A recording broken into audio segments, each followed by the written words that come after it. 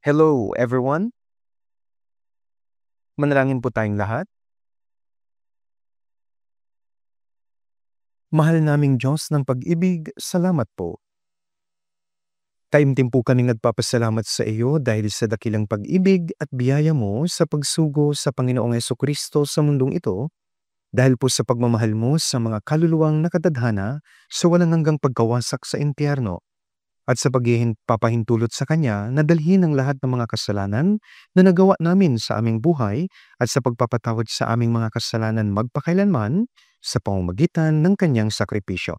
Nagpapasalamat po kami dahil ipinanganak kaming muli bilang iyong mga anak, Panginoong Diyos, at sa paglalagay sa amin sa iglesia, kung saan ka kumikilos, pumapatnubay, pumuprotekta, at nangunguna sa amin hanggang sa araw na makapunta kami sa langit.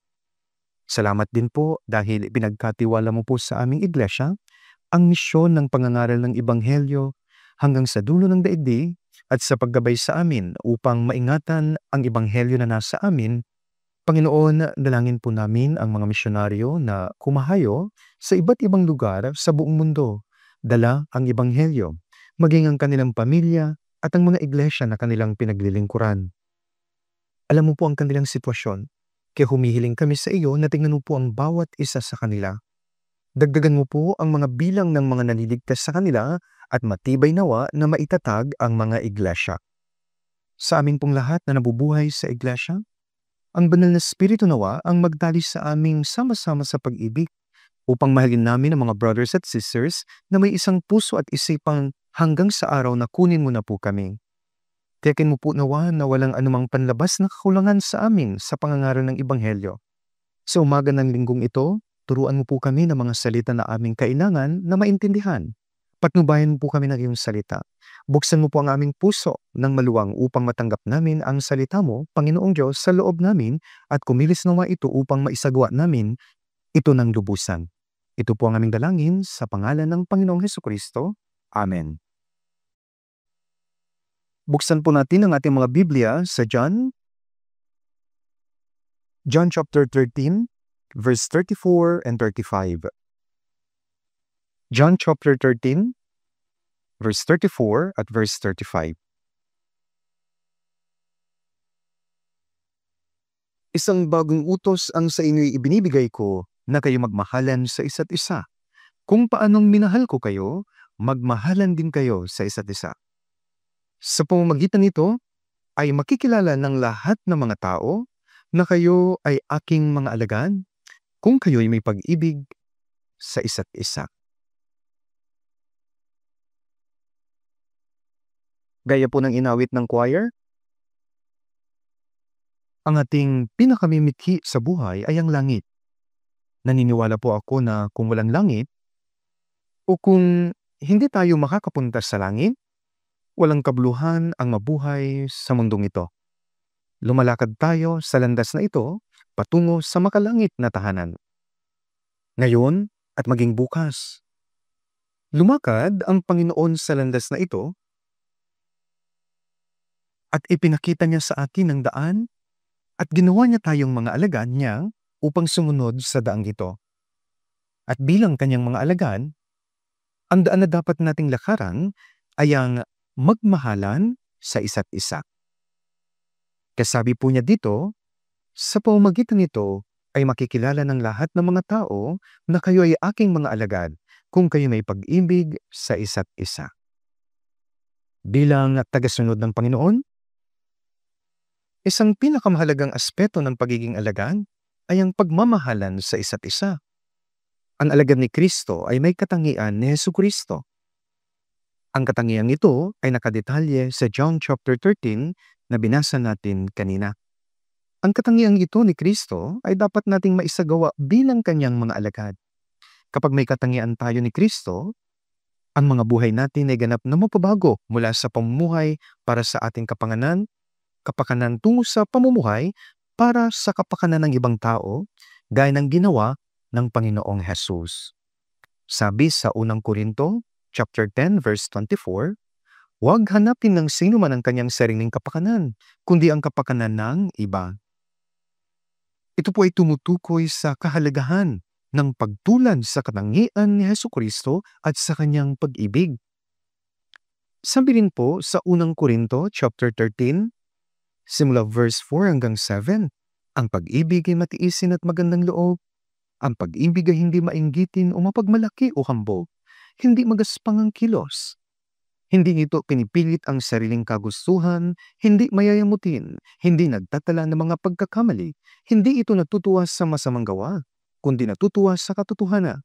Pinapasan nito ang lahat ng bagay, pinaniniwalaan ang lahat ng bagay, inaasahan ang lahat ng bagay, tinitiis ang lahat ng bagay. Ang katangian ito ni Kristo upang naisasabuhay natin ito, napapahayag ang pag-ibig niya sa pamamagitan natin. At ito ang paraan upang maging alagad. Kaya paano po tayo magiging alagad ni Kristo? Una, kapag pinapangaral natin ang ebanghelyo ng kaharian ng Diyos at naririnig ito ng mga tao. Kaya tumatanggap sila ng kaligtasan, doon nagiging mga alagad din sila ni Kristo. Kaya nga po bago umakyat sa langit si Jesus, hinikayat niya ang mga alagad na sinasabi, "Kaya't sa paghayo ninyo, gawin ninyong alagad ang lahat ng mga bansa, bautismohan niyo sila sa pangalan ng Ama at ng Anak at ng Espiritu Santo." Kapag ang gawain ng kaligtasan ay naisagawa, ang taong naligtas ay tinatawag na isang alagad ni Kristo. Malinaw na ang taong tumatanggap ng kaligtasan, gaya ng sinabi kanina, siya ay isang alagad na ni Kristo. Sinasabi rin sa mga Gawa chapter 2 verse 41, "Kaya't ang mga tumanggap ng kanyang salita ay binautismohan at nadagdag ng araw na iyon ang may 3,000 kaluluwa." Ang mga nakarinig ng salita at tumanggap ng kaligtasan ay naging mga alagad ni Hesukristo. Sinasabi rin sa Gawa chapter 6 verse 7 na patuloy na lumaganap ang salita ng Diyos at dumaming luba ang bilang ng mga alagad sa Jerusalem. Sabi po, patuloy na lumaganap ang salita ng Diyos. Sa linggong ito, ang salita ng Diyos ay pinatutuhanan sa iba't ibang mga lugar at ang salita ng Diyos ay aktibong pinapangaral. Bilang resulta, ang bilang ng mga alagad ay labis po na nadaragdagan. Higit pa rito, sabi rin po sa Gawa 14 verse 21, nang maipangaral na nila ang ebanghelyo sa lungsod na iyon at ginawang mga alagad ang marami. Ang isang alagad ni Kristo ay isang taong nakikinig sa salita ng ebanghelyo ng kaharian at ng ebanghelyo ng biyaya. Tinatanggap niya ito at ang salitang iyon ay nabubuhay sa kanyang puso. Ang mga hindi ligtas ay hindi magiging alagad ni Kristo.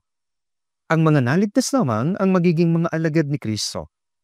Ang mga naligtas ay dapat natandaan ang katotohanan ng sila na ay alagad ni Kristo. At ang paglakad sa daan ng isang alagad ay paglakad sa daan ng buhay at sa daan ng katwiran. Ang daan na nilalakaran ko ngayon ay ang daan ng buhay. Ang sabihin na lumalakad tayo sa daan ng buhay ay nangangahulugan na lumalakad tayo sa daan ng pagiging alagad. Sa makatwid, ang mga alagad ni Kristo, kapag sinusunod natin ang mga utos na binigay sa atin ni Hesukristo, tunay na magiging mga alagad tayo na nakakalugod sa Panginoon. Kasi sinabi ng Panginoong Hesus dito sa John 13:34 at 35, "Isang bagong utos ang sa inyo'y binibigay ko, na kayo magmahalan sa isa't isa. Kung paanong minamahal ko kayo, magmahalan din kayo sa isa't isa. Sa pamamagitan nito ay makikilala ng lahat ng mga tao na kayo ay aking mga alagad.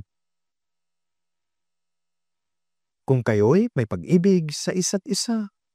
Kung walang pag-ibig sa ating iglesia kung gayon, ang ating iglesia ay pagditipon lang ng mga tao, pagsasama-sama lang.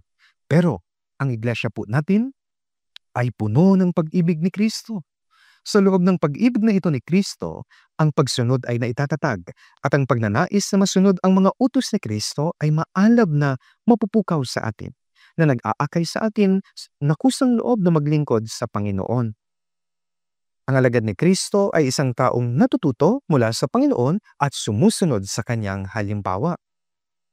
Sinabi ni Jesus mismo sa Mateo 11:29, "Pasanin ninyo ang aking pamatok at matuto kayo sa akin, sapagkat ako'y maamo at may mapagpakumbabang puso." Pinasan ni Jesus ang pamatok ng krus na ipinagkatiwala ng Diyos sa kanya at tahimik na lumakad sa burol ng Golgota. Nagtiis siya ng 6 na oras sa krus, nagdanak ng dugo at namatay sa krus na may ganap na pagsunod. Dahil lamang sa pag-ibig na mayroon siya para sa akin, kaya posible itong mangyari. Ang makapangyarihan, ang lumikha ng langit at lupa, nagtiis siya ng lahat ng mga pagdurusa sa burol ng Golgota na may ganap na pagsunod at katahimikan dahil po sa nagkuumapaw niyang pag-ibig para sa atin. Tayo ng mga gaya ng mga uod, mas masahol pa sa bulate, isang dakilang pag-ibig na hindi maipapahayag ng mga salita. Kaya nga tinawag tayo upang lakaran ang daang ito. Kaya nga, sabi rin po ni Apostol Pablo sa 1 Corinto 11, versikulo 1, gaya ko kay Kristo. Ang paggamit ng salitang maging gaya, sa halip na sabihing naging gaya, ibig sabihin, maging sa panahon na ipinadala ang sulat sa Korinto, tinutularan pa rin ni Apostol Pablo ang Panginoong Hesukristo. Kaya sinasabi niya, maging tulad kayo sa akin, gaya ko kay Kristo. Ang tularan si Hesukristo ay ang tularan din si Apostol Pablo. Sa pamamagitan ni Apostol Pablo, ang mga gawa na ginawa ni Hesukristo ay naisagawang muli. At sa pamamagitan niya, ang pagkalat ng Ebanghelyo ay nagbunga ng pagkatatag ng Iglesia, ng paglago ng mga mamamayan sa langit, at ng paglawak ng kaharian ng Diyos. Tayo ngayon ay mga alagad ni Hesukristo na tinutularan din si Hesukristo. Ang maligtas at maging isang alagad ay iba kumpara sa pamumuhay ng buhay ng pagsunod bilang isang alagad. Gaya ng magkaiba ang maisilang bilang isang bata at ang mabuhay bilang isang tao. Ang maging alagad ni Kristo ay sa pamamagitan ng pagkaunawa sa Ebanghelyo. Ngunit ang pamumuhay bilang isang alagad, kasama po nito ang pagsunod sa kanyang mga utos. Naging alagad ako ni Kristo sa pamamagitan ng biyaya, sa pamamagitan ng biyaya ng kaligtasan. Ngunit ang pamumuhay bilang isang alagad ay nangangahulugan ng pagkatuto mula sa Panginoon, ang tularan siya, ang paggaya sa Kanya, ang paglilingkod sa Panginoon, at ang paglilingkod at pagmamahal sa mga brothers and sisters. At ang pagsunod, ito ang mga paraan ng pamumuhay bilang isang alagad. Ang mga alagad na pinili ni Jesus, hindi lamang sila ang mga naging mga alagad ni Kristo. Tayo rin po, bilang mga naligtas, naging mga alagad din tayo ni Kristo. Ibig sabihin, ng pamumuhay bilang isang alagad ni Kristo ay ang pagsunod sa mga utos na ibinigay ni Kristo. Kaya sabi ni Jesus sa John 14:21, siyang mayroon ng aking mga utos at tinutupad ang mga iyon ay siyang nagmamahal sa akin. Ibig sabihin, nagiging alagad ko siya. Ang nabubuhay ng maayos bilang alagad ko ay ang nagmamahal sa akin. Sabi niya, at ang nagmamahal sa akin ay mamahalin ng aking Ama, at siya ay mamahalin ko at ihahayag ko ang aking sarili sa Kanya. Gaya ng buhay niya sa Kristo ay nahayag sa pamamagitan ni Apostol Pablo, ninanais po ng Diyos na mahayag din sa Jesucristo sa ating mga buhay. Kung tunay na namumuhay tayo ng buhay ng pagsunod at sumusunod tayo sa kanyang mga utos, sinasabi po, at siya'y mamahalin ko at ihahayag ko ang aking sarili sa kanya. Sa pamamagitan ng taong ito, maihahayag si Jesucristo sa lahat ng mga tao sa mundong ito. Tunay na talagang siya po ay halimbawa ng isang alagad ni Kristo. Kaya, ang pagmamahal at pagsunod sa Panginoon ay isang napakalagang aspeto ng pagiging alagad. At kung ikaw ay alagad na, mahahayag sa iyo ang buhay ni Kristo. Mahahayag si Kristo sa lahat ng mga tao sa mundo. Kaya kung tutuparin natin ang mga utos ng Panginoon po sa atin, kung mabubuhay tayo sa pamamagitan ng kanyang mga inuutos sa atin, mahahayag ang Panginoong Jesucristo sa ating buhay. Tingnan po natin, unang 1 chapter 5, 1 John chapter 5, verse 3. Unang 1 chapter 5,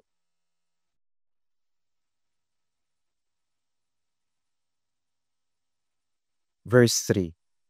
Sapagkat ito ang pag-ibig sa Diyos, nating tuparin ang kanyang mga utos, at ang kanyang mga utos ay hindi pabigat. Sapagkat to ang pag-ibig sa Diyos na ating tuparin ang kanyang mga utos. Una, binigyan po tayo ni Jesus ng napakahalagang utos na isang bagong utos. Sabi kanina, isang bagong utos ang sa inyo'y binibigay ko na kayo magmahalan sa isa't isa. Kung paanong minahal ko kayo, magmahalan din kayo sa isa't isa. Ito po yung pag-ibig na agape. Sa pamamagitan nito ay makikilala ng lahat ng mga tao na kayo aking mga alagad kung kayo may pag-ibig sa isa't isa. Kaya sa pamamagitan ng kanyang mga alagad, mahahayag ang Panginoong Jesucristo. Tignan din natin sa unang 1 chapter 4, verse 7 hanggang verse 12. Unang 1 chapter 4, simula verse 7. Mga minamahal, mag-ibigan tayo sa isa't isa. Sabagat ang pag-ibig ay si Diyos at ang bawat umiibig ay ipinanganak ng Diyos at nakakakilala sa Diyos. Ang hindi umiibig ay hindi nakakakilala sa Diyos, sabagat ang Diyos ay pag-ibig. Dito nahayag ang pag-ibig ng Diyos sa atin, sabagat sinugo ng Diyos ang kanyang bugtong na anak sa sanlibutan upang tayo mabuhay sa pamamagitan niya. Narito ang pag-ibig, hindi sa tayo umibig sa Diyos, kundi siya ang umibig sa atin at sinugo ang kanyang anak na pantubos sa ating mga kasalanan. Verse 11 at verse 12 po, basahin natin sabay-sabay. Mga minamahal, kung tayo inibig ng Diyos ng gayon, nararapat na mag-ibigan din naman tayo sa isa't isa. Walang nakakita kailanman sa Diyos. Kung tayo nag-iibigan sa isa't isa, ang Diyos ay nananatili sa atin at ang kanyang pag-ibig ay nagiging sakdal sa atin. Napakalalim ng pag-ibig ng Panginoong Hesukristo. Ang mga alagad ni Jesus ay tumanggap ng nag-uumapaw na pag-ibig sa panahon ng kanyang ministeryo sa mundong ito. Sa loob ng 3.5 taon, pinaglingkuran ni Jesus ang kanyang mga alagad. Maging ang paghugas sa kanilang mga paa. Kahit hindi natin maranasan ang parehong pisikal na paglilingkod dahil wala na si Jesus sa pisikal na aspeto, tumanggap pa rin tayo ng napakalaking pagmamahal mula sa Kanya. Nananatili ang katotohanan na namatay si Jesucristo para sa atin. Namatay siya para sa aking kapakanan. Ang pag-ibig na yun ay naipakita sa pamamagitan ng kanyang sakripisyo. Labis akong minamahal ng Diyos na sinugo niya ang kanyang anak bilang pantubos sa aking mga kasalanan. Kaya gaya ng nasusulat, kung tayo'y inibig ng Diyos ng gayon, ibig sabihin minahal niya tayo hanggang sa kamatayan. Kaya nga, nararapat ngayon na mag-ibigan din naman tayo sa isa't isa hanggang sa punto na mamatay tayo. Makapangyarihang mensahe nito para po sa atin. Ngunit ang ating likas na pagkatao na minanam mula kay Adan, minsan mas inuuna nito ang pagmamahal sa sarili na nagpapahirap sa atin na mahagi ng ibang tao. Tama po? Ngunit, ang pag-ibig ni Jesus, ang ipinapahayag sa atin ay hindi makasarili, kundi iniisip ang kapakanan ng iba. Ibinuhos niya ang kanyang pag-ibig sa ating mga puso upang magawa nating magmahal sa ganoong paraan. Kaya gaya ng nakita natin sa Roma 5:5, at hindi tayo binibigo ng pag-asa sapagat ang pag-ibig ng Diyos ay ibinuhos sa ating mga puso sa pamamagitan ng Espiritu Santo na ibinigay sa atin. Sapagat ang pag-ibig ng Diyos, sabi po, ay ibinuhos sa ating mga puso. Ang mga walang pag-ibig ng Diyos, sa kanila ay hindi maaaring makapasok sa kaharian ng langit. Ang pagkakaroon ng pag-ibig ng Diyos sa ating puso ay nagpapakita na ang Espiritu Santo at kayo din ang Panginoong Jesucristo ay nananahan na sa atin. Kaya nga, kung si Jesucristo ay nasa akin, ngunit ang pag-ibig ng Diyos ay wala sa akin, parang wala po itong katuturan. Ang pagkakaroon ng Espiritu Santo sa akin, ibig sabihin nito, si Jesucristo ay nasa akin at ang salita ng Diyos ay buhay at kumikilos din sa akin. Dahil ang Diyos ay Diyos ng pag-ibig, at ibig sabihin na ang pag-ibig ng Diyos ay talagang nasa akin, ibinuhos ito sa aking puso. Kaya nga, hindi tayo tinawag upang magmahal sa pamamagitan ng ating limitado at makitid na pag-ibig, kundi upang magmahal sa pamamagitan ni Kristo. Pag-ibig niya na binuhos sa atin. Ngayon, may lakas na tayong magmahal sa ganitong paraan. Kung wala si Kristo, hindi ito magagawa ng isang makasalanan. Hindi ito magagawa, imposible. Ang isang makasalanan ay hindi magagawang ibigin ng Diyos ang kanyang buong puso, kaluluwa, lakas at isipan o magagawa niyang mahalin ang kanyang kapwa na gaya ng kanyang sarili. Ngunit ganap na ipinakita ni Jesus ang pag-ibig na ito. Ang pag-ibig na iyon ni Kristo ay nasa akin na. At sa pamamagitan ng pag-ibig na iyon, minamahal niyo ang inyong sarili at pinapakita niyo ang pag-ibig na iyon sa inyong asawang lalaki o yung asawang babae, mga anak, sa mga brothers at sisters na kasama niyo at maging sa mga hindi mananampalataya na hindi paligtas. Ito po ang pag-ibig o yung ibig sabihin ng pagpapakita ng pag-ibig. Tama po, sobrang sikat na talata, alam natin, John chapter 3 verse 16. Sikat po ito, tama po? Ano po ang sabi? Sapagkat gayon na lamang ang pag-ibig ng Diyos sa sanlibutan na ibinigay niya ang kanyang tanging anak upang sino man sa kanya ay sumampalataya ay huwag mapahamak kundi magkaroon ng buhay na walang hanggan. Ang dapat nating tugon sa John 3:16 ay matatagpuan sa 1 John chapter 3 verse 16. Yun po ang dapat tugon. Tignan po natin. Unang 1, chapter 3, verse 16. Unang 1, chapter 3, verse 16. Dito natin nakikilala ang pag-ibig, sapagkat ibinigay niya ang kanyang buhay alang-alang sa atin at nararapat nating ibigay ang ating mga buhay alang-alang sa mga kapatid. Amen? Sabihin po natin amen. Dapat, amen. Doon lamang maaaring maihayag ang pag-ibig ni Kristo na nasa atin at mula sa atin. Maaaring maipahayag ang pag-ibig ni Kristo sa panlabas. Sa Jesucristo, sapagkat binigay niya ang kanyang buhay alang-alang sa atin. Dahil binigay niya ang kanyang buhay para sa atin, nalaman natin ang dakilang pag-ibig at pinapakita rin natin ang pag-ibig na ito sa pamamagitan ng pagbibigay ng ating buhay sa ating mga kapatid. Ito ay isang napakalaking pag-ibig at ipinakita natin sa pamamagitan ng pagbibigay ng ating buhay. Sinasabi sa atin ng Biblia na nararapat ipakita ang pag-ibig na ito na hindi natin maipakita. Tama po ba? Kailangan mahayag po ito sa atin. Nakikita ng iba. Tama po? Ngayon, dito po sa 1 John 4:16, sa verse 16, 1 John chapter 4 verse 16. Verse 16 po. Pwede po basahin natin ng sabay-sabay. At ating nalaman at sinampalatayanan ang pag-ibig ng Diyos para sa atin. Ang Diyos ay pag-ibig at ang nananatili sa pag-ibig ay nananatili sa Diyos at ang Diyos ay nananatili sa Kanya. Ako'y nasa iyo at ikay nasa akin sa pag-ibig. Dahil ang Diyos ay pag-ibig, kung tayo ay umiibig, ang pag-ibig ay nasa atin. At tayo ay umiibig at ang bagay na ito ay magkatulan. Nalalaman natin at sinasampalatayanan natin ang pag-ibig ng Diyos. Sa katunayan, ang buhay ng pananampalataya ay ang buhay kung saan tayo at ang Diyos ay naging isa at nabubuhay ng magkasama. Ito ang paglakad ng magkasama. Alam natin lumakad si Enoch kasama ang Diyos sa loob ng 300 years. Lumalakad tayo ngayon kasama ng Diyos. Nabubuhay na kasama ng Diyos hanggang sa makita na natin ang Panginoon. Kasabi ang nananatili sa pag-ibig ay nananatili sa Diyos at ang Diyos ay nananatili sa Kanya. Kaya lumalakad tayong kasama ng Diyos. Iyon ang daan ng isang alagad. Ito ang daang nilalakaran natin. At sa dulo ng daang ito ay ang Panginoon. Dapat ligtas ka at mayroong pag-ibig ni Kristo na naninirahan sa ating puso. Pagkatapos, sa wakas ay magkakaroon ka ng puso na umiibig sa iyong mga kapatid na walang pagsisinungaling. Hindi pinipilit, ngunit kusang dumarating. Ito po ay normal. Ang paggawa sa paraan ng pagkukunwari ay gaya ng mga ginawa ng mga Fariseo. Yung mga bihasa sa batas at mga eskriba, at nang makita sila ni Jesus, sinaway sila. Tinawag niya silang mga mapagkunwari at mga Fariseo na kumikilos na mapagkunwari, ipokrito. Tingnan po natin sa unang Pedro, chapter 1, verse 22.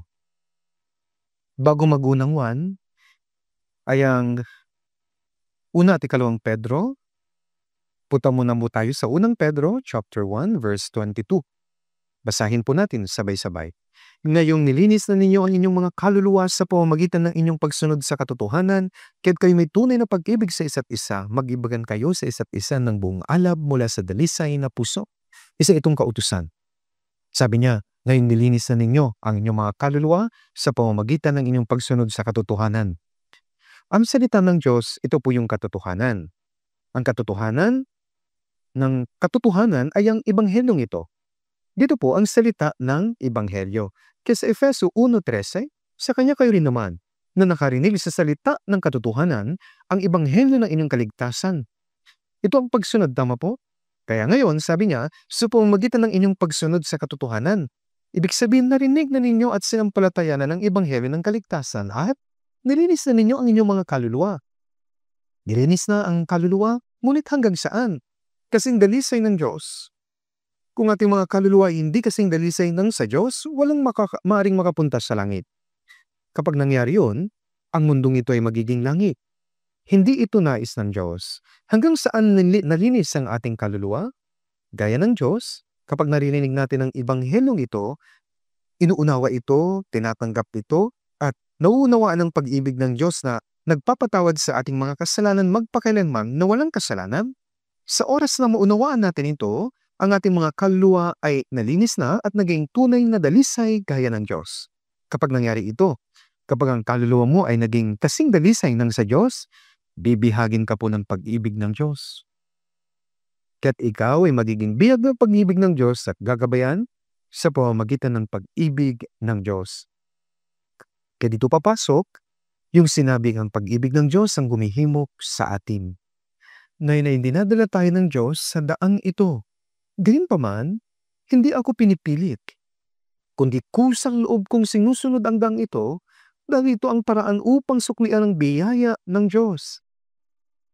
Isang maligayang daan, isang nakakalugod na daan, at isang daan tungo sa kasiyahan. Bagaman mahirap ito sa pisikal, susundin ko ang daang ito. Kasabi, ngayong nilinis na ninyo ang inyong mga kaluluwa sa pamamagitan ng inyong pagsunod sa katotohanan, ano po ang kasunod nito? Kaya't kayo'y may tunay na pag-ibig sa isa't isa. Ito po iyon. Mag-ibigan kayo sa isa't isa ng buong alab mula sa dalisay na puso. Anong ibig sabihin ng umibig mula sa iyong puso? Gaya ng pagpasa ni Jesus sa aking mga kasalanan at namatay sa krus, pasan ko ang kasalanan ngayon ng mga brothers and sisters sa isang krus, sa aking sariling krus, at mamamatay din ako. Ito po ang mag-ibigan kayo sa isa't isa ng buong alab mula sa dalisay na puso. Ang halaga ng kasalanan ay dapat na mabayaran upang mawala ang kasalanan. Pinapasan ko ang pagkakamali at kasalanan sa aking krus at babayaran ko ang halaga ng kasalanan sa pamamagitan ng aking kamatayan at pagkatapos wala na ang kasalanan. Kaya nga sa Isaiah 43 verse 25, Ako nga ang siyang pumapawi ng iyong mga pagsuway alang-alang sa akin at hindi ko aalalahanin ang iyong mga kasalanan. Kagaya ng sabi ng Panginoon, ang Panginoon ay pag-ibig at sinasabi niya sa atin ang pag-ibig na yon sa parehong paraan kung paano siya umibig. Ang pag-ibig ay binubuo ng pagpapatawad ng mga kasalanan, pagmamalasakit at paglilingkod.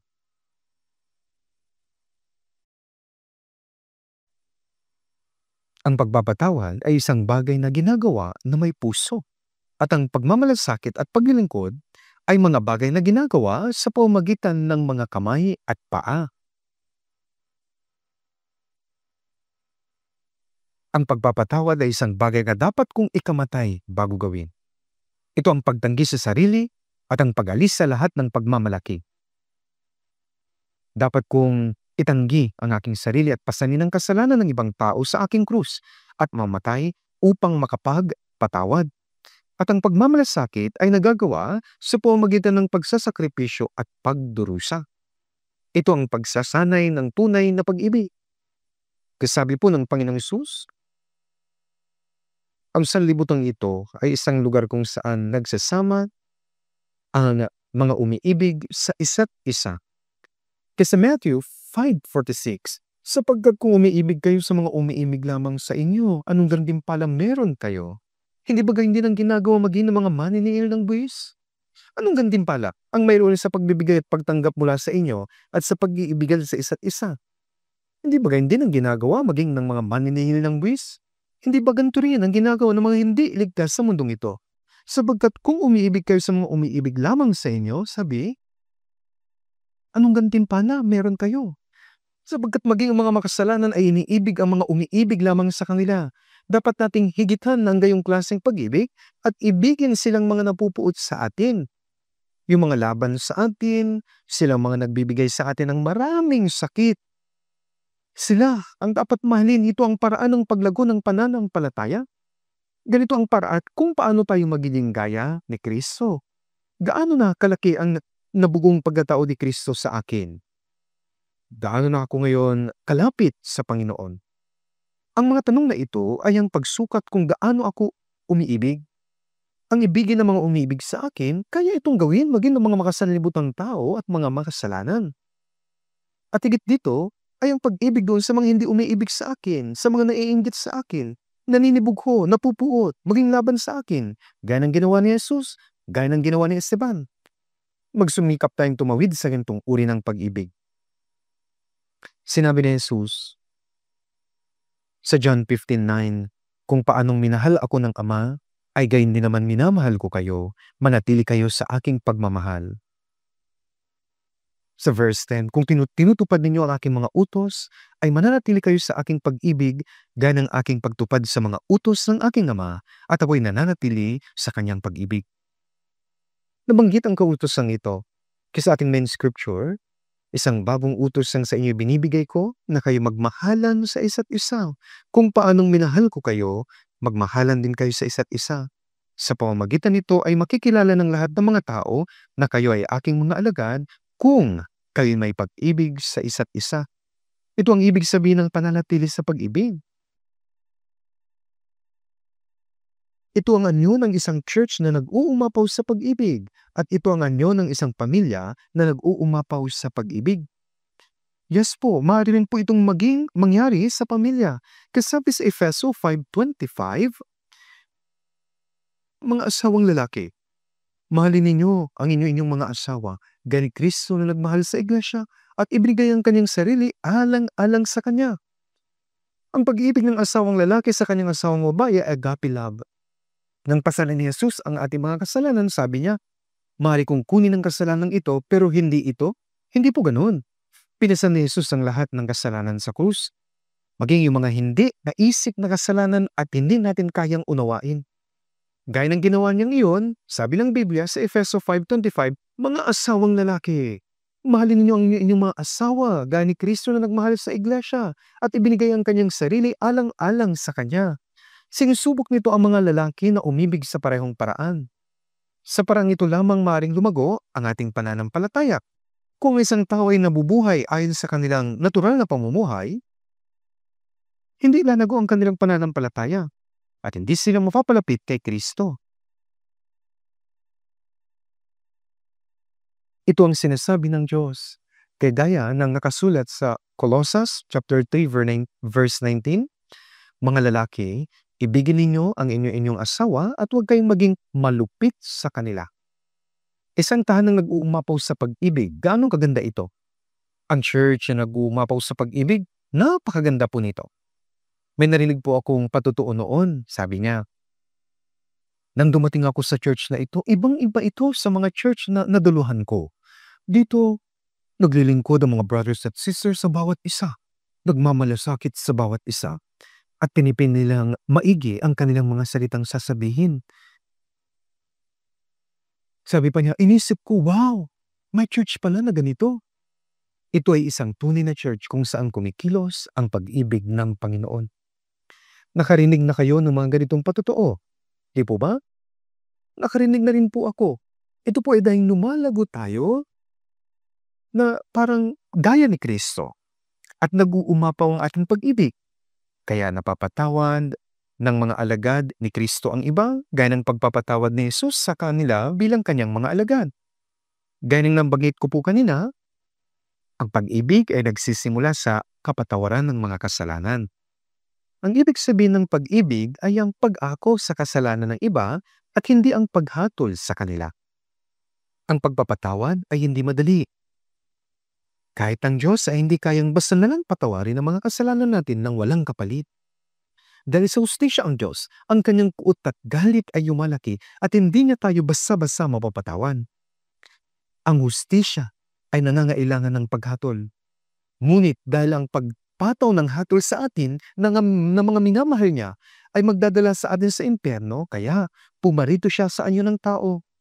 Dinala niya sa kanyang sarili ang ating mga kasalanan, binayaran ng parusa para sa kasalanang iyon, at inalis niya ang mga iyon upang mapatawad niya tayo. Kaya gayon din naman, ngayon, dapat na rin nating patawarin ang isa't isa. Hindi madali ang pagpapatawad. Nangangailangan ito ng kamatayan ng isang tao upang ang tunay na pagpapatawad ay talagang maganap. Gayunpaman, ang mga nakaranas lamang ng pagpapatawad ng kanilang mga kasalanan, ang mga naligtas. Sila lamang po talaga ang makakagawa nito. May isang babaeng nahuli noon sa akto ng pangangalo niya at siya'y ginala kay Jesus. Sinabi nila sa kanya sa 1 chapter 8, "Sa kautusan ay ipinag-utos sa amin ni Moises na batuhin ng mga ganyan. Ano ngayon ang iyong masasabi tungkol sa kanya?" Sinabi ni Jesus sa kanilang, "Ang walang kasalanan sa inyo ang siyang unang bumato sa kanya." At muli siyang yumko at sinulat ang kanyang daliri sa lupa. Ito ang dumurog sa kanilang puso. Wala ka bang kasalanan? Ito ang humaton sa kanila. Mula sa mga mas nakakatanda, dahil mas marami ng kasalanan ang nagawa nila, isa-isa, binaba nila ang kanilang mga bato at umalis. At pagkatapos, sinabi ni Jesus sa babae, "Babae, nasaan na sila? Wala na bang isang humatol sa iyo?" Sabi niya, "Walang sino man, Panginoon." At sinabi ni Jesus, "Hindi rin kita hinahatulan. Kumayo ka na at mula ngayon huwag ka nang magkasala." Nung sinabi ni Jesus, "Hindi rin kita hinahatulan," mahalagang maunawaan na si Jesus ay Diyos. Hindi niya basta-basta palalampasin ang kasalanan. Kaya nga, sinabi niya, ang ibig niyang sabihin, ang kasalanan ng babaeng ito, ako ay mamamatay sa krus sa halip na siya at papasanin ko ang parusa para sa kanyang kasalanan. Kaya, pinapatawad na kita. Kaya nga nasabi niya, hindi na rin kita hinahatulan, kumayo ka na at mula ngayon huwag ka nang magkakasala. Sinabi niya ito noong nagturo siya tungkol sa panalangin. Sa Marcos chapter 11, sabi niya, kapag kayo nakatayo na nanalangin, magpatawad kayo kung mayroon kayong anumang laban sa kaninuman.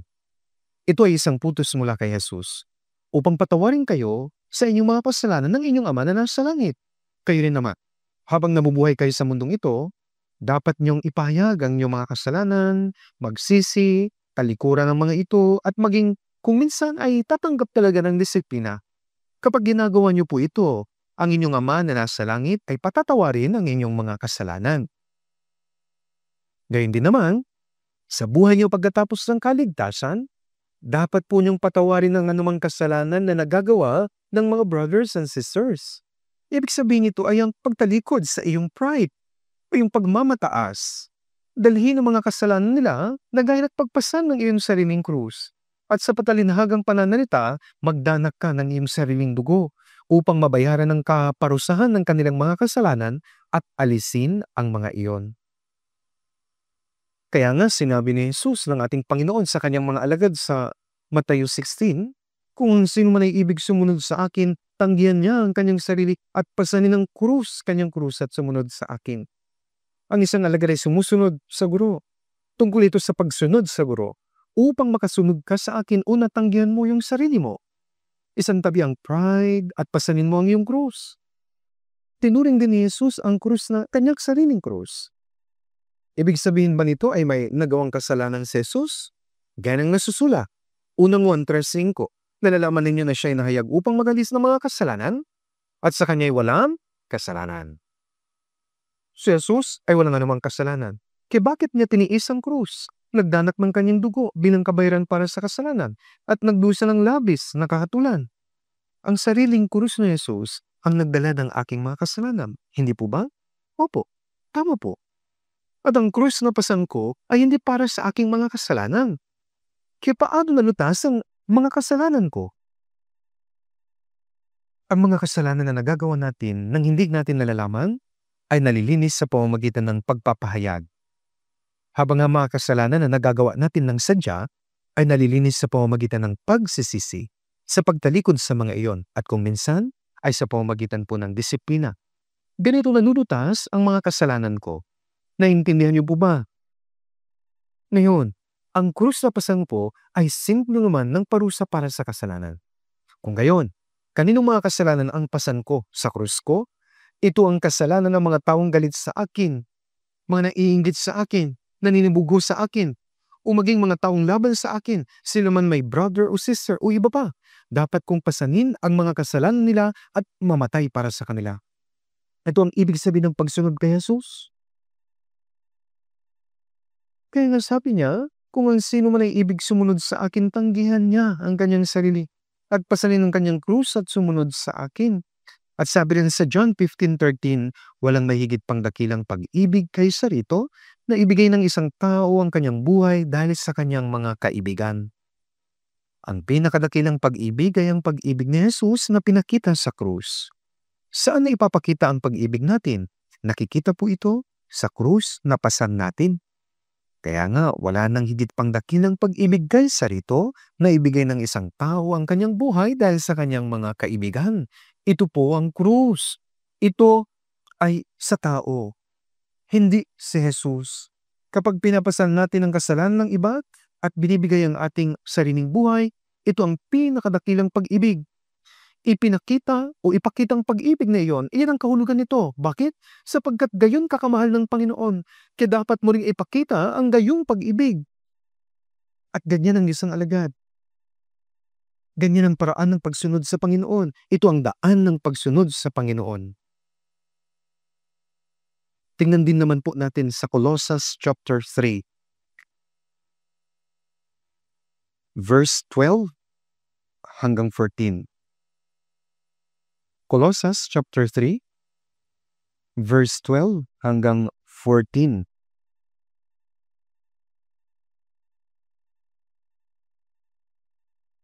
Bilang mga hinirang ng Diyos, mga banal at minamahal, magbihis kayo ng kahabagan, ng kabaitan, ng kababaang loob, ng kaamuan, at ng katiyagaan. Ngayon po, basahin po natin ito pong verse 13 at verse 14, sabay-sabay. Pagtiisan ninyo ang isa't isa. At kung ang sino man na may reklamo laban sa kanino man, magpatawaran kayo sa isa't isa. Kung paanong pinatawad kayo ng Panginoon, ay gayon din naman ang inyong gawin. At higit sa lahat ng mga bagay na ito, ay magbihis kayo ng pag-ibig na siyang tali ng kasakdalan. Ang pag-ibig na binabanggit sa huling bahagi ay tumutukoy sa pagsasaalang-alang sa iba at sa paglilingkod sa iba. Tingnan niyo po yung verse 13. Sabi niya, kung paanong pinatawad kayo ng Panginoon, ay gayon din naman ang inyong gawin. May kasalanan ba na hindi pa napapatawad ng Panginoon? May kasalanan ba na hindi pa napapatawad sa atin ng Panginoon? Wala na. Tama po ba? Anong tinutukoy dito? Magpatawaran kayo sa isa't isa. Kung paanong pinatawad kayo ng Panginoon, gayon din naman ang inyong gawin. Kung paano nga ang Panginoon hindi nagkulang sa pagpapatawad ng alinman sa aking mga kasalanan, ibig sabihin dahil dapat mo ring patawarin ang lahat ng mga kasalanan ng iba. Kung paanong pinatawad ng Panginoon ng 100% ang aking mga kasalanan, dapat mo rin pong patawarin ng 100% ang kasalanan ng iyong brother o sister. Ganyan din naman ang inyong gawin, sabi po. Huwag mo lamang sila patawarin sa puso't isip, kundi isaalang-alang ang paglingkuran din sila. Kasabi at higit sa lahat ng mga bagay na ito, magbihis kayo ng pag-ibig na siyang tali ng kasakdalan.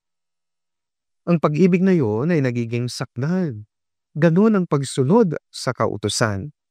Ang pag-ibig ang siyang katuparan ng kautusan, sabi nga sa Romans 13:10. Kaya wala nang higit pa sa pag-ibig kaysa rito.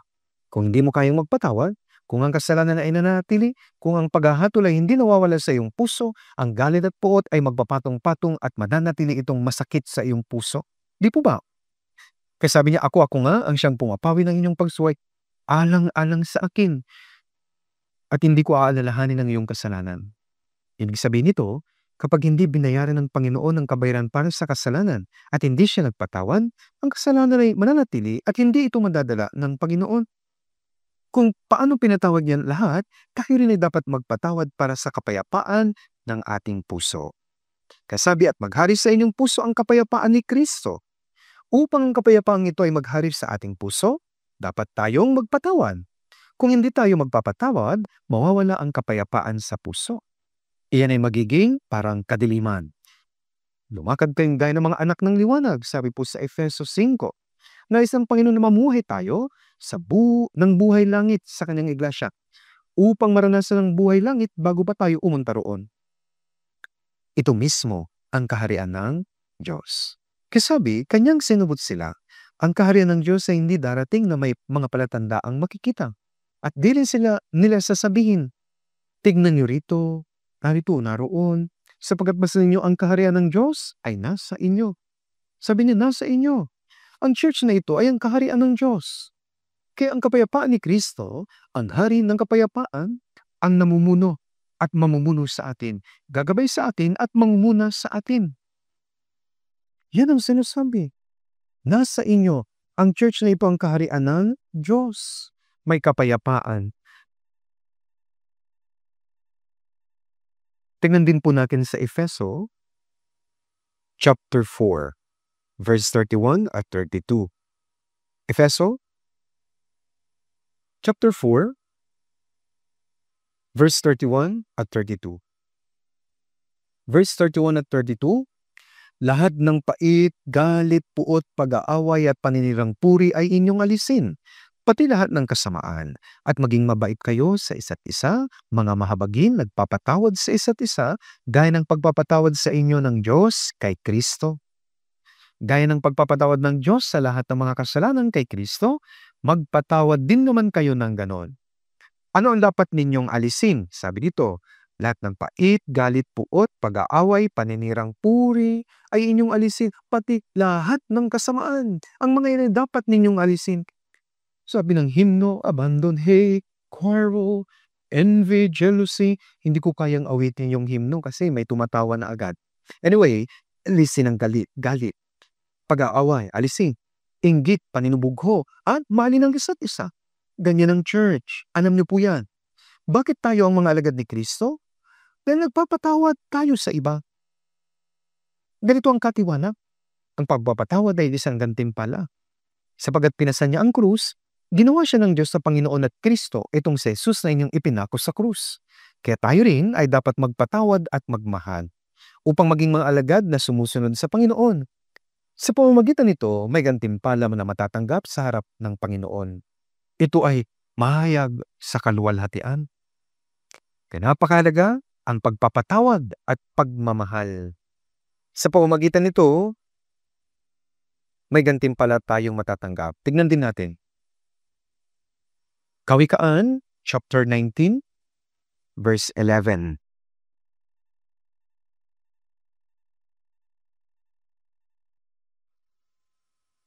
Kawikaan, chapter 19, verse 11. Basahin po natin ng sabay-sabay. Ang matinong pag-iisip ng tao sa galit ay nagpapabagal at kanyang kalulatian na di pansinin ang kamalian. Di pansinin ang kamalian, sabi po. Maging ang kasalanan na mukhang imposibleng mapatawad, dapat akong mamatay sa kasalanan na iyon at burahin na iyon. Ang pagbabatawad sa kasalanan ng diba ay kaluwalhatian ko. Kapag humarap kayo sa Panginoon, sasabihin niya, magaling, at papahirin niya ang lahat ng luha po. At kanyang, sabi po, at kanyang kaluwalhatian na di pansinin ng kamalian. Mula sa mga propeta sa lumang tipan, marami ang sumunod kay Jesus at nagsilbing anino ni Jesus. At si Jose ay isa sa mga iyon. Alam natin si Jose ay ipinagkanulo ng walang iba kundi ng kanyang mga sariling kapatid at ipinagbili sa pagkaalipin. Ipinagbili siya ng kanyang sariling mga kapatid at ito ay hindi makatwiran. Ang isang pangyayari lamang na iyon ay maaaring maging dahilan ng pagkamuhi niya sa kanyang mga kapatid sa buong buhay niya. Kaya si Jose, na dating nakasuot ng napalamutiang mamahaling kasuotan at minahal ng kanyang amang si Jacob, ay napunta sa bahay ni Potifar at siya naging alipin. Namuhay siya ng buhay alipin. Gayunpaman, noong nanaginip siya ng panaginip na ibinigay sa kanya ng Diyos, naisip niya, sinasanay ako ng Diyos. Pwede siyang mamuhi sa kanyang mga kapatid. Ngunit, tumingin po siya sa Diyos. At kahit wala siyang ginawang masama, nakulong po siya. Mas lalong nagmukhang hindi makatwiran.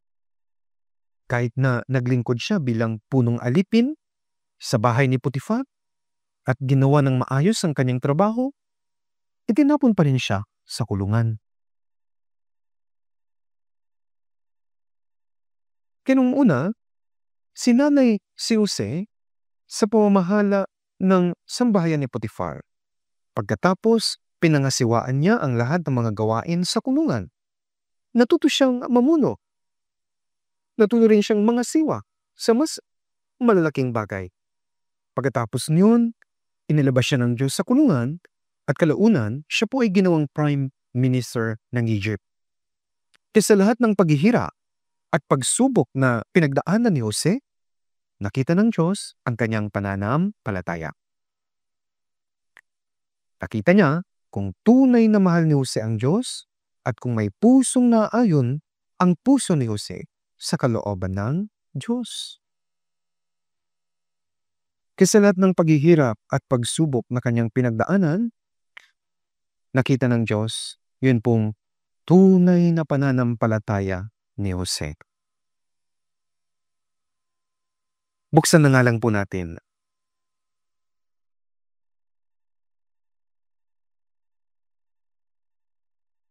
Genesis chapter 50, babasahin ko po mula verse 15. Genesis chapter 50, simula po verse 15, babasahin ko. Nang makita ng mga kapatid ni Jose na ang kanilang amay patay na, ay kanilang sinabi, baka si Jose ay may galit sa atin at tayo tiyak na gantihan sa lahat ng kasamaang ginawa natin sa kanya. Kaya't ipinasabi nila kay Jose, inuutos ng iyong ama bago namatay na sinasabi, ganito ang iyong sasabihin kay Jose, hiniling ko na ipatawad mo ang pagkakasala ng iyong mga kapatid at ang kanilang pagkakamali sapagkat sila gumawa ng kasamaan sa iyo. Hiniling namin na ipatawad mo ang pagkakasala ng mga lingkod ng Diyos ng iyong ama. Si Jose ay umiyak nang sila ay magsalita sa kanya. Naiisip niyo ba kung ano ang nararamdaman niya at kung paano nadurog ang kanyang puso? Ngayon po, verse 18, ang kanyang mga kapatid ay lumapit at nagpatira pa sa harapan niya at kanilang sinabi, narito kami ay iyong mga alipin. Basahin po natin verse 19 to 21 sabay-sabay. Subalit sinabi ni Jose sa kanila, huwag kayong matakot, sapagkat ako ba ay nasa lugar ng Diyos? Kayo nagnasa ng masama laban sa akin, ngunit iniligay ng Diyos para sa kabutihan, upang mangyari ang gaya sa araw na ito, upang mapanatiling buhay ang napakaraming tao. Kaya't huwag kayo ngayong matakot, pagkakainin ko kayo at ang inyong mga anak. Kanya sila ginaliw at nagsalitang may kabaitan sa kanila. Pinatawad niya ang kanyang mga kapatid bilang isang tao na nasa posisyon na may lubos na kapangyarihan bilang gobernador ng Ehipto. Si Jose ay isang taong mapagbigay. Masasabi natin na ang pag-ibig ni Jesucristo ay nahayag sa pamamagitan ni Jose. Kaya sinabi ni Apostol Pablo, higit sa lahat, magkaroon kayo ng maningas na pag-ibig sa isa't isa. Sapagkat ang pag-ibig ay nagtatakip ng maraming kasalanan. Sinabi niya, sa makatwid, na kailangan nating magpatawad kahit hindi maganda ang trato sa atin. Bakit po? Sapagkat tayo ang mga alagad ni Kristo na lumalakad na nakatingin sa Panginoon at sa krus. Kung hindi natin patatawarin ang iba at pananatilihin ang galit at pagkapuot sa loob natin, kung gayon, binibigyan natin ng pagkakataon ng dyablo. Efeso 4:26 at 27. Magalit tayo ngunit huwag magkasala. Huwag kayang lubugan ng araw ang inyong galit at huwag bigyan ng pagkakataon ang dyablo. Kaya binibigyan natin ng pagkakataon yung pong dyablo sa tuwing tayo ay nagagalit. Kaya sa halip, kailangan nating ipahayag ang pag-ibig. Sa Biblia, sa 2 Corinthians chapter 2, pakiusap. Tandaan po natin ang bagay na ito. Huwag yung bigyan ng pagkakataon ng dyablo. Sa halip na yung nagagalit kayo, mas magandang ipahayag na lang natin sa ibang ating pag-ibig. Tignan na nga lang natin 2 Corinthians chapter 2, mula verse 8 hanggang verse 11. Kung pwede po ilipat natin ang pahina gamit ang dalawang kamay. Mas mabilis po ito. 2 Corinthians chapter 2, verse 8 to 11. Kaya't ako'y nakikiusap sa inyo na papagtibayin ninyo ang inyong pag-ibig sa Kanya, sapagkat ito ang dahilan kung bakit ako sumulat upang aking masubok kayo at malaman kung kayo'y masunurin sa lahat ng mga bagay. Ang inyong pinatatawad ay ipinatawad ko rin. Ang aking pinatawad, kung ako'y nagpapatawad ay alang-alang sa inyo sa harapan ni Kristo. Verse 11, sabay-sabay po nating basahin. At ito ay aming ginagawa upang huwag kaming malamangan ni Satanas, sapagat kami ay hindi mangmang tungkol sa kanyang mga balak. Ipagpalagay natin na mayroon tayong kaaway na ayaw sa atin, naiinggit, may hinanakit, sumasalungat at sinusumpa talaga tayo. Pinatawad na po ni Jesus ang mga kasalanang iyon. Tama po? Ngunit ako mismo ang hindi mga pagpatawan. Pinatawad na ito ni Jesus, pinatawad na ito ng Diyos, at hindi ko ito magawa. Ako mismo ang hindi makasunod na yon sa Panginoon. Hindi ko maipahayag ang pag-ibig na kagaya ng ipinakita sa akin ng Panginoon. Ang aking pananampalataya ay hindi pa rin lumalago. Tama po? Si Satanas ay patuloy na nag-uudyok ng kasamaan upang guluhin ang ating buhay pananampalataya. Sabi niya, "Hoy, bakit ka humihingi ng tawad at nagpapatawad? Wala ka namang ginawang mali. Wala ka na bang pagpapahalaga sa sarili mo? Wala ka bang lakas ng loob?" Sabi niya, "Hoy, hanggang kailan ka magtitiis?" Kaya patuloy po tayong inuudyukan ng kasamaan ni Satanas. Kahit na tayo ay magdusa ng 100 beses, tayo na mga alagad ni Kristo ay kailangang nabubuhay sa kamatayan. Ito ang dahilan kung bakit sinabi ni Apostol Pablo, apoy namamatay araw-araw. Kahit na gusto nating kwelyuhan yung kaaway natin at makipagsuntukan, ngunit sabi ako ay dapat nang mamatay. Mamamatay akong dalang-dala ang aking kasalanan. Kaya ngayon tignan naman po natin sa Biblia. Santiago chapter 3, kasunod po ng Hebreo, Santiago chapter 3, verses 13 at 14.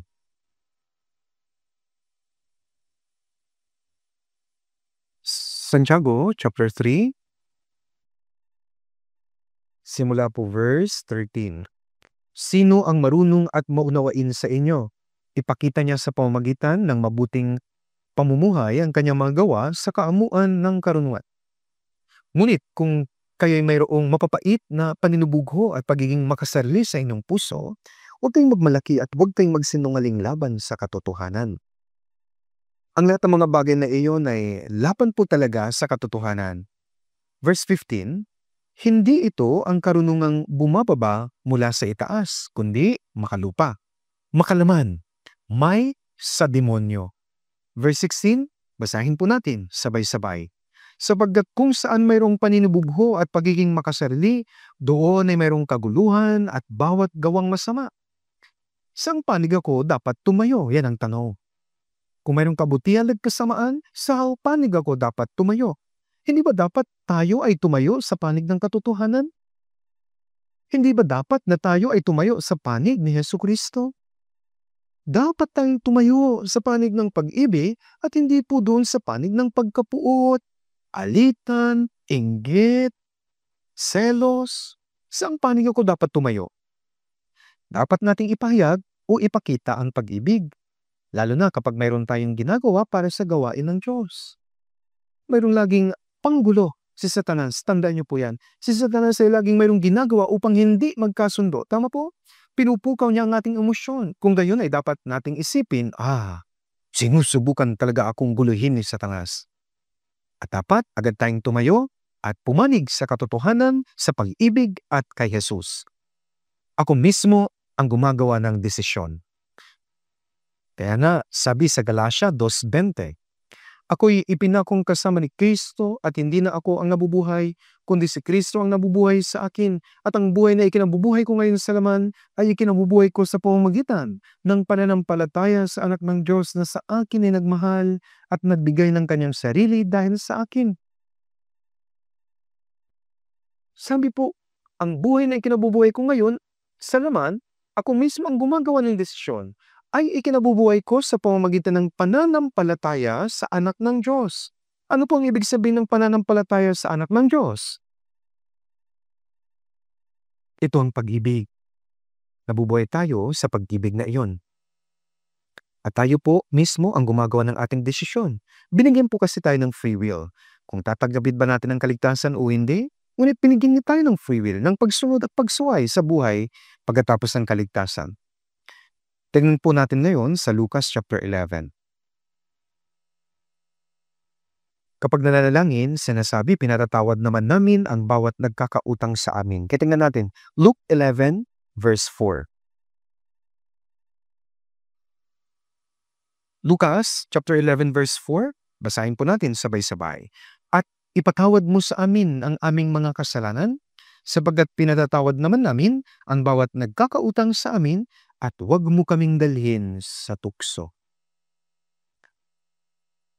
Ito po ang ginagawa ng isang taong naligtas. Sapagkat pinatatawad naman namin ang bawat nagkakautang sa amin. Ito po muna. Ang kapatawaran ang nag-aalis ng kasalanan, ngunit ang katwiran ng Diyos ay nangangailangan ng kabayaran para sa kasalanan. Sa mga tweet, ang taong iyon ay walang kakayang magbayad, kaya ako ang nagbayad na kagaya ng pagbabayad ni Jesus para sa akin. Kung gayon ay magagawa nating magpatawad. Sabi dito, sapagkat pinatatawad naman namin ang bawat nagkakautang sa amin. Ngayon, at ipatawad mo sa amin ang aming mga kasalanan. Ito po ang panalangin upang maiwan natin ang mga kasalanang iyon. Tama po? Pagkatapos nating makipag-away sa ating asawa, ito na ang pagkakataon upang maalis ko ang paghuhugani niya. Tingnan natin kung sino ang magtatagumpay. Minsan sinasabi natin yan. At pagkatapos ay mag-aaway sila. Ngayon, sino po talaga ang magtatagumpay? Ang dyablo po ang nagtatagumpay. Sa pagkakataong iyon, kahit na kayo ay naglilingkod, hindi kayo mapapalagay at hindi papasok sa inyo ang mga salita sa Biblia. Sinasabi ko po ito ngayon sa inyo. Ngunit kung mayroong gantong tao ngayon dito, ang salitang ito ay hindi papasok sa iyo. Tama po?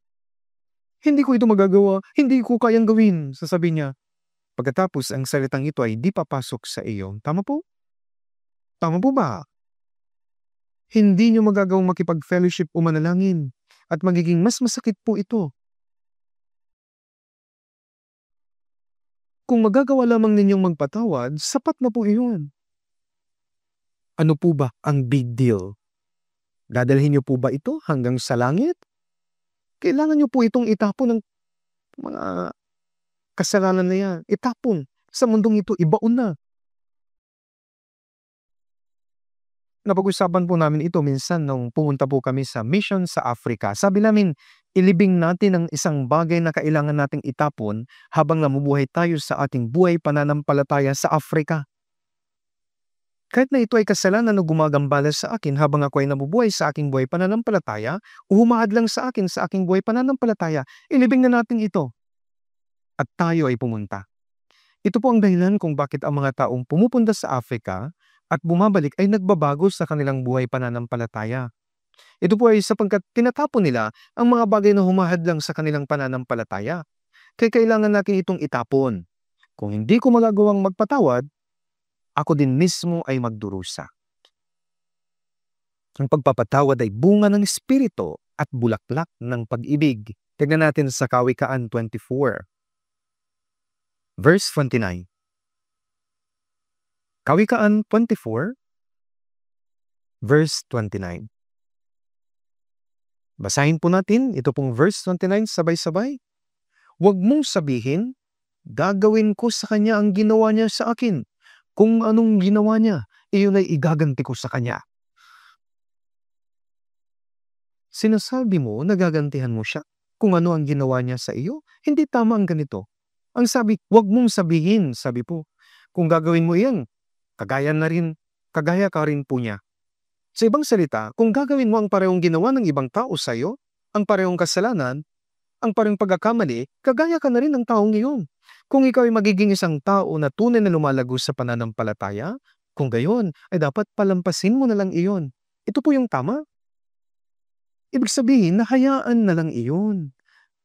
Huwag mong hayaan na patigilin ka nito sa pamumuhay ng iyong pananampalataya, ng iyong trabaho, at iyong buhay sa church. Itapon mo na lang. Tama po? Bakit ba natin kailangan na patawarin ng iba? Dahil pinatawad din tayo sa pagkakamali natin. Ikaw ba ay perpekto?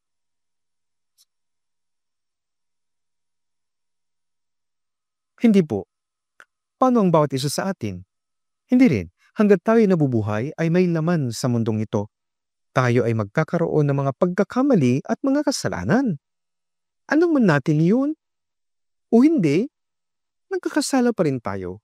Sinasabi ng ibang tao, kapag nagkakamali sila, sinasabi nila, nangyayari talaga ang ganitong bagay.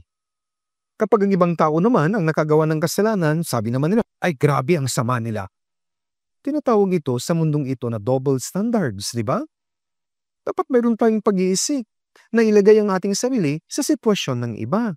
Dito papasok yung tinatawag na pakikipagsimpatya. Sa English po, empathy. Ang ibig sabihin ng empathy ay puso. Ang salitang M ay nangangahulugang pumasok. Kapag sinasabi natin na enter o M ay nangangahulugang pumasok. Ibig sabihin ay pumasok sa puso.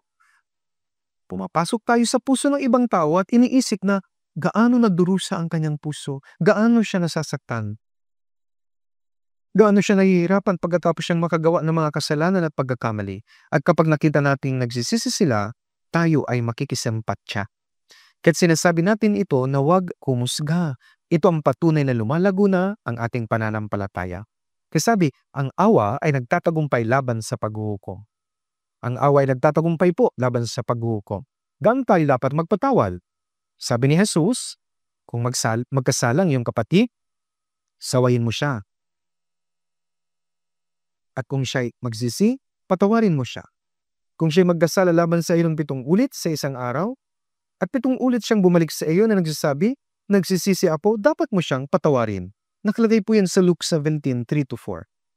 Katapos nagtanong si Pedro, sabi ni Pedro, Panginoon, makailang ulit magkasala ang aking kapatid laban sa akin at siya'y aking patatawarin? Sagot, hanggang sa makapito ba? Sabi niya. Ibig sabihin ba na patatawarin siya ng 7 beses at sa ikawalo ay hahatulan na siya? Hindi ito naintindihan ni Pedro.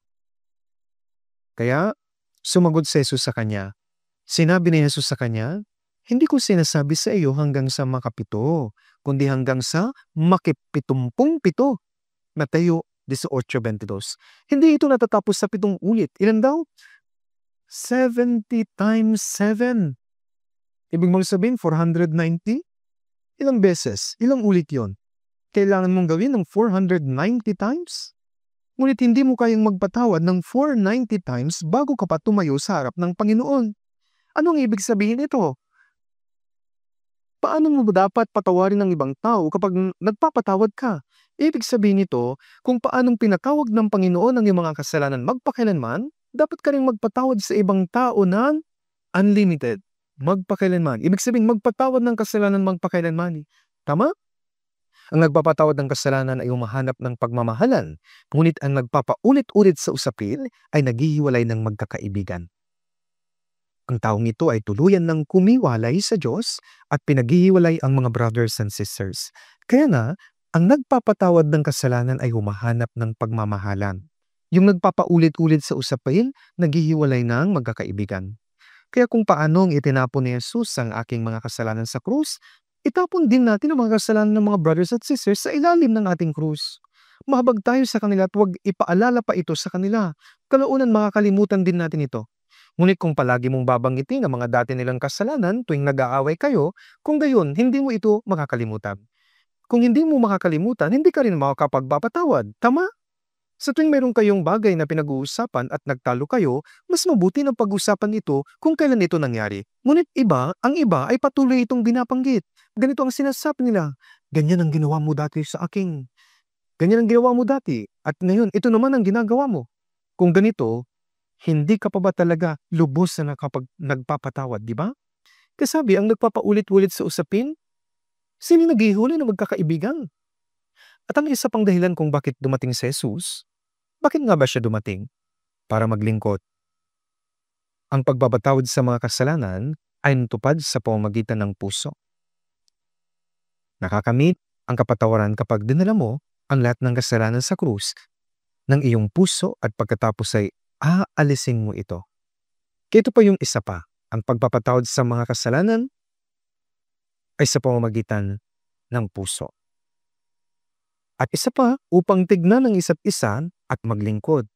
Si Jesus mismo, siya po ay nagsabi kung paano nga anak ng tao ay naparito, hindi upang paglingkuran, kundi upang maglingkod at ibigay ang kanyang buhay na pantubos sa marami. Dumating siya upang maglingkod. Kasi sinabi ni Jesus sa kanyang mga alagad, naparito ako upang maglingkod at paglilingkuran ko kayo. Tignan natin sa Lucas chapter 22.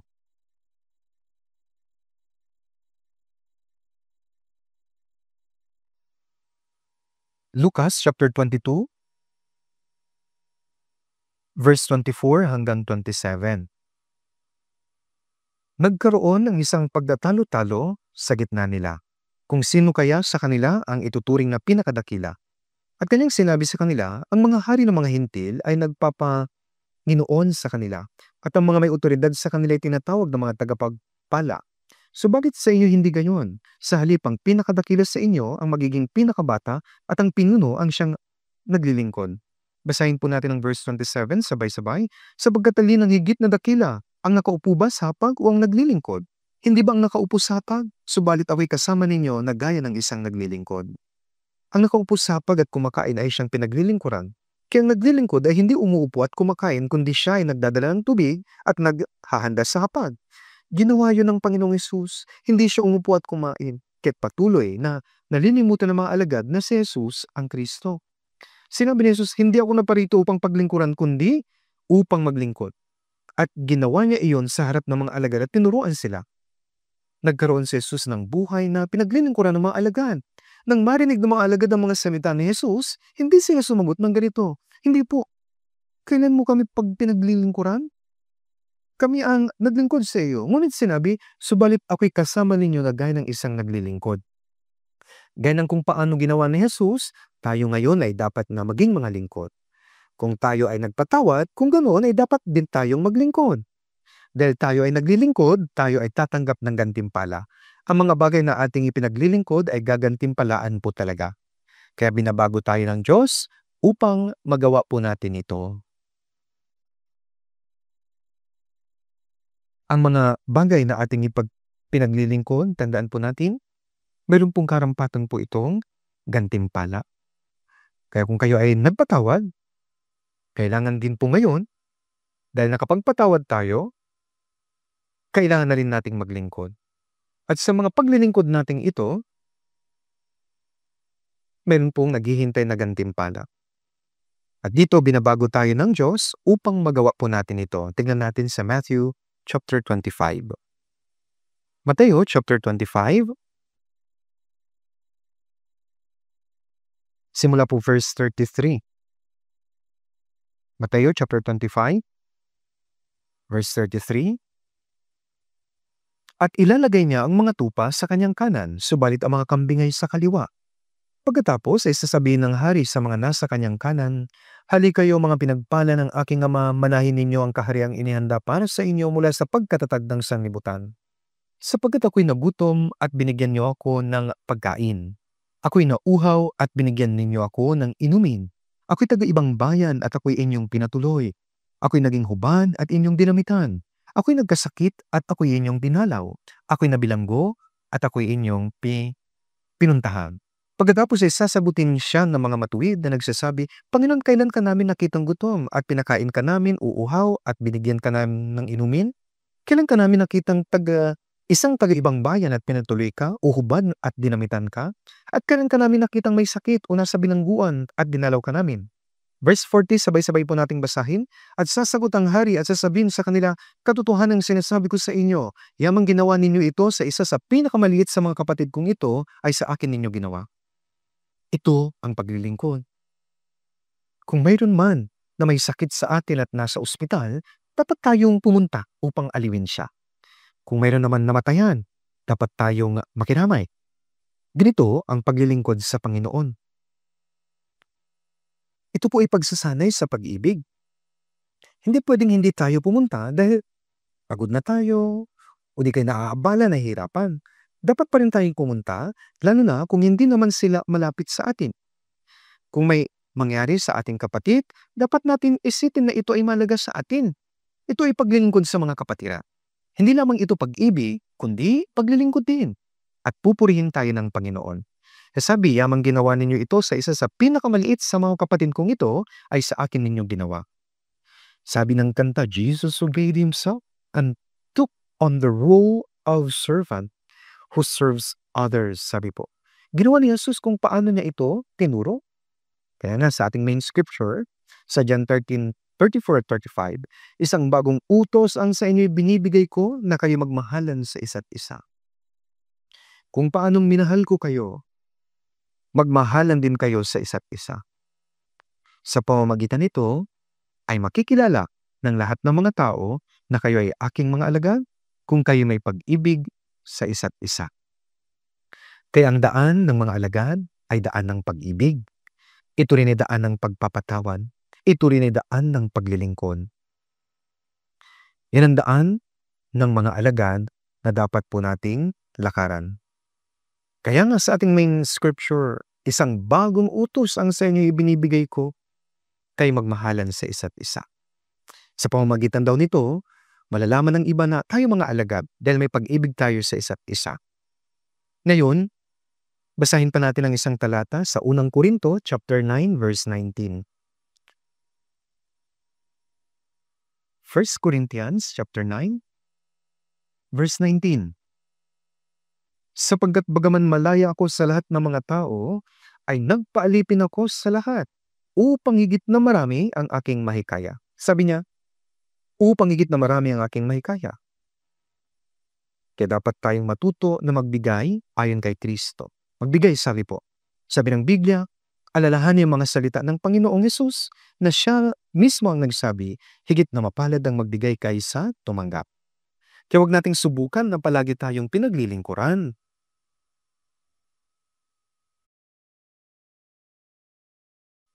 Dapat po tayong magbigay sa isa't isa. Alam niyo, mayroon pong isang kwento. Sa langit daw at sa impyerno, nakita niya ang pagkain ay pareho at ang mga kutsara ay pareho. Subalit ang kutsara ay 1 metro yung haba. Kaya dapat silang kumain gamit ang 1 metro kahabang kutsara. Subalit sa impyerno nung tumingin siya, lahat ay sinusubukang pakain ng sarili nila gamit ang mahabang kutsara. Subalit ang mga ito ay napakahaba kaya hindi sila makakain kaya sila ay para-parehong nagutom doon. Subalit sa langit, pinapakain nila ang bawat isa gamit ang mahabang mga kutsara. Sinusubuan nilang isa't isa kaya ang mga tao sa langit ay pare-parehong busog. Yan, pinakain nila ang isa't isa gamit ang mahabang kutsara at dahil dito bilang resulta, nabusog po sila. Hindi ko po alam kung sino ang gumawa ng kwentong ito, subalit na ipaliwanag niya ang mabuti nang mabuti yung langit. Tama po ba? Kapag tayo na po ay tumungo sa Panginoon, ang pag-ibig na binigay natin sa mga kapatid sa mundong ito ay ibabalik sa atin ng may dakilang gantimpala. Siyempre po, hindi tayo naglilingkod na umaasang may kapalit. Subalit sa totoo lang, umaasa tayo dito. Ganito man, sabi po ng Biblia, malaya ako sa lahat. Ibig sabihin, malaya kung gawin ang gusto ko at hindi ko gustong gawin. Ginagawa kong lingkod ang aking sarili sa lahat. Ang dahilan kung bakit tayo naglilingkod sa mga kapatid at sa mga ligaw na kaluluwa na hindi ligtas ay upang mas marami ang ating bahikayat. Kaya sa loob o sa labas ng church, tayo ang mga taong nangungkuli ng mga kaluluwan ng mga tao. Tama po ba? Tayo ay mga mangingisla, mamamalakaya. Dapat tayong makahuli ng marami. Sa huli, tayo ay mga mangingisda ng huhuli ng mga ligaw na kaluluwa upang makapagligtas pa ako ng iilan. Kaya,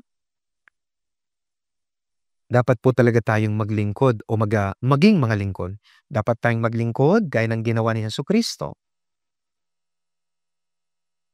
Ngayon, ito po ay kailangan talaga ng paglilingkod gaya ng ginagawa ng mangingisda para makahuli tayo. Kaya ngayon po, ito po yung unang bahagi ng sermon ng daan ng mga alagad. Ang pangalawang parte ay medyo mahirap. Binanggit ni Jesus ang iba't ibang daan upang maging kanyang mga alagad. Ito ang daan upang ikaw ay maging alagan. Pakiusap, sana po ay pakinggan natin ang mga susunod patungkol sa topic na ito. Daan upang maging kanyang alagad.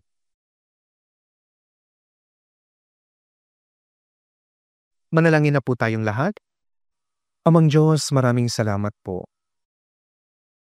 Mataimtim po akong nagpapasalamat na ginawa po ninyo kaming mga alagad ni Kristo upang hayaan kaming makalakad sa daan ng mga alagad, upang ibuhos sa amin ang iyong pag-ibig, upang kami ay makalakad at ibigay sa amin ang puso upang maglingkod. Pakiusap, kumilos ka po upang ang mga salita na aming natutunay ay maging aming pamumuhay. Pakiusap, samahan niyo po kami, kumilos at tulungan kami sa bawat Bible seminar sa linggong ito upang maraming kaluluwa ang maligtas. Ito po ang aming dalangin sa pangalan ni Jesus na aming Panginoon at Tagapagligtas. Amen.